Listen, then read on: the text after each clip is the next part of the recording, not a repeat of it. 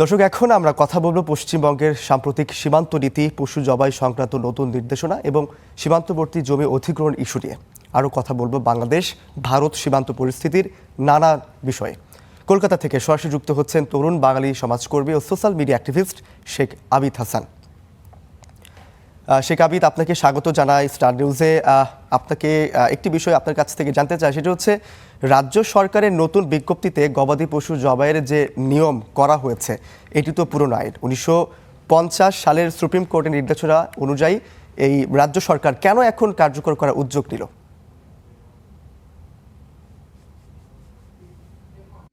2018 সালে একটা ক্যালকাটা হাইকোর্টে কেস করা হয় এবং কেস করার পরেই ক্যালকাটা হাইকোর্ট এই নির্দেশিকা দেয় যে আপনাকে পশু আইন, যেটা 1950s বা আমাদের ভারতীয় সংবিধানের ডাইরেক্টিভ প্রিন্সিপালের মধ্যে আছে, ওটাকে এনাক্ট করতে হবে। এবং তাই জন্যই এই 14 বছরের কম বয়সী গরু, মহিষ, বাফেলো, অক্স কিছুই বলি বা কোরবানি করা যাবে না, এই ডাইরেক্টিভ দেওয়া হয়েছে।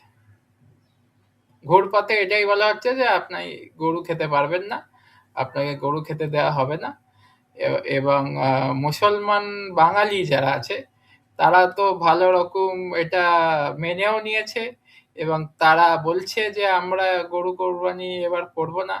এবং এই পদক্ষেপ নেওয়ার জন্য হিন্দু সমাজের ওপরে একটা দারুণ চাপ সৃষ্টি হয়েছে এবং তারা বলছে যে না, আপনাদের গরু কোরবানি করতে হবে। মালদা, মুর্শিদাবাদ, বসিরহাট এবং হাওড়া, হুগলি এইসব জায়গায় যে গরুর মার্কেটগুলো ছিল সেগুলো মোটামুটি বন্ধ।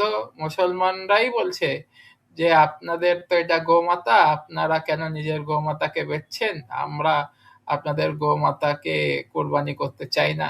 তাই জন্য তারা not that interested in doing cow কোরবানি।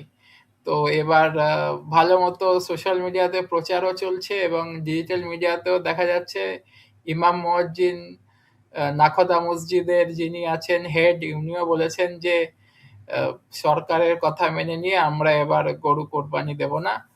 তো মোটামুটি একটা সমস্যার দিকে বাংলা এগোচ্ছে। ইকোনমিক ক্রাইসিস আমরা দেখতে পাবো, কিন্তু এই ইকোনমিক ক্রাইসিসকে সেইভাবে নিগেট করছে না আমাদের শুভেন্দু অধিকারী সরকার। এবং বিজেপি সরকার কি করবে সেটাও আমরা বুঝতে পারছি না। একজন বসিরহাট সাইডে বোধহয় একজন সুসাইড করেছেন, আত্মহত্যা করেছেন, কারণ তার কোনো গরু বিক্রি হয়নি।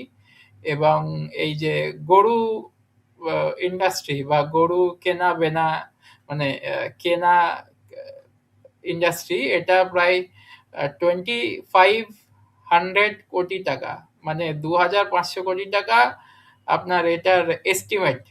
তো এই যে মুসলমানরা গরু কিনছে না, এটা হিন্দু সমাজের ওপর দারুণ প্রেসার ক্রিয়েট করছে এবং বোঝা যাচ্ছে না যে এটা কোন দিকে যাবে। দেখা যাক কি হয়।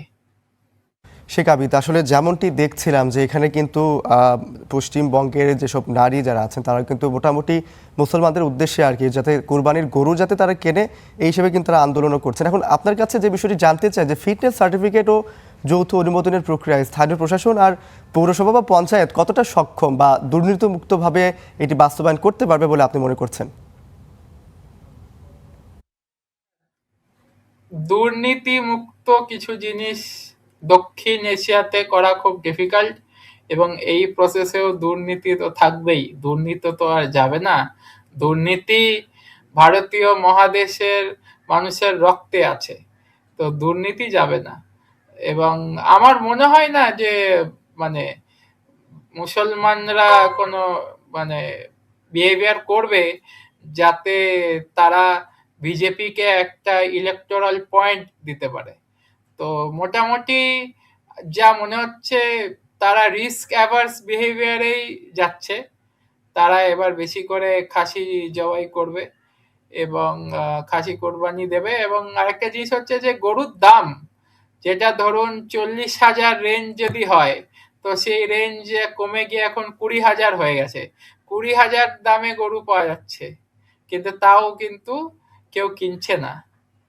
এটা একদিক থেকে মানে মুসলমান সমাজের রেজিস্ট্যান্স। আমি যে বিষয়টি আসলে বলতে চাই সেটি হচ্ছে, যেহেতু সরকার কিন্তু একটি নির্দেশনা দিয়েছে যে আপনার প্রকাশ্যে জবাই নিষিদ্ধ করার ফলে ছোট কসাইখানা এবং গ্রামীণ অর্থনীতি এবং মাংস সরবরাহ ব্যবস্থাপনায় কী ধরনের অর্থনৈতিক প্রভাব পড়তে পারে বলে আপনি মনে করছেন?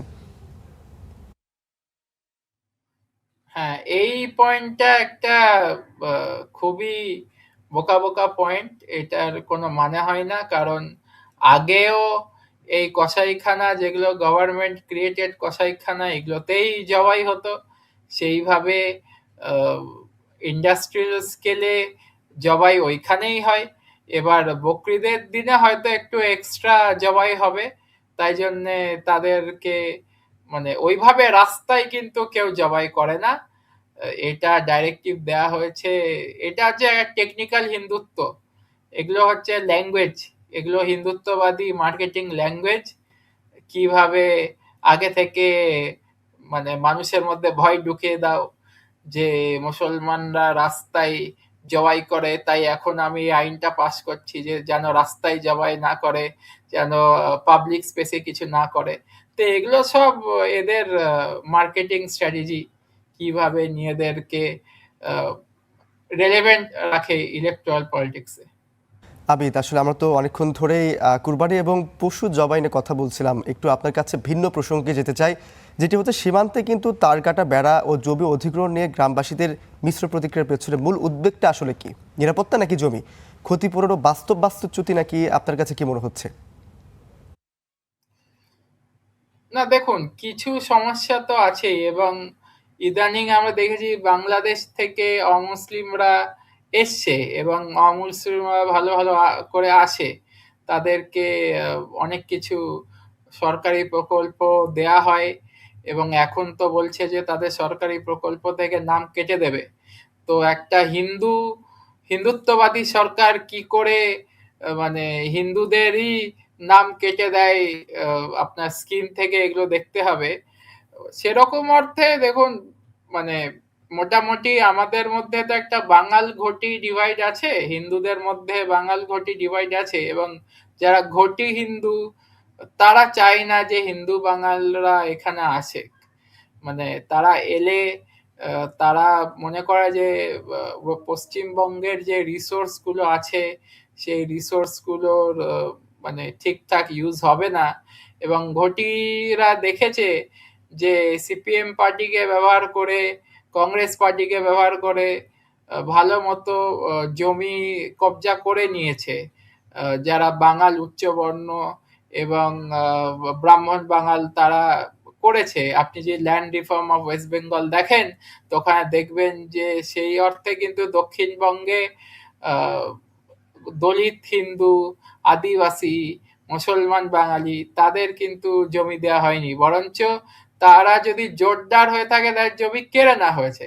তো এই আবিদ, আসলে আপনার কাছে তো অনেক বিষয়ে জানলাম। আপনার কাছে সর্বশেষ আরেকটি বিষয় একটু জানতে চাই, এই যে এই ধরনের নীতি ও রাজনৈতিক বক্তব্যগুলো কি আসলে নির্বাচন বা রাজনৈতিক মেরুকরণে আরও তীব্র করছে, নাকি এটি মূলত প্রশাসনিক নিরাপত্তা ব্যবস্থার অংশ? কি মনে করছেন?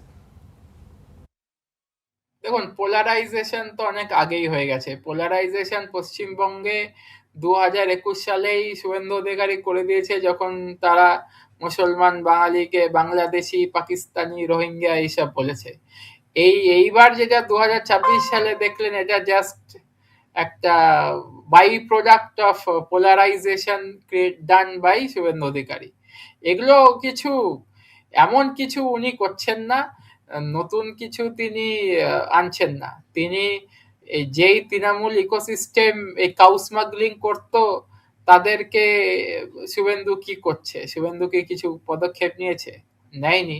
তো আমাদের মুখ্যমন্ত্রী ঠিক কি করতে চাইছে সে নিজেও হয়তো জানে না। আবিদ, আপনাকে অসংখ্য ধন্যবাদ এত গুরুত্বপূর্ণ তথ্য দিয়ে আমাদেরকে সহযোগিতা করার জন্য। দর্শক, কলকাতা থেকে সরাসরি যুক্ত ছিলেন তরুণ বাঙালি সমাজকর্মী, social media activist Sheikh Abid Hasan.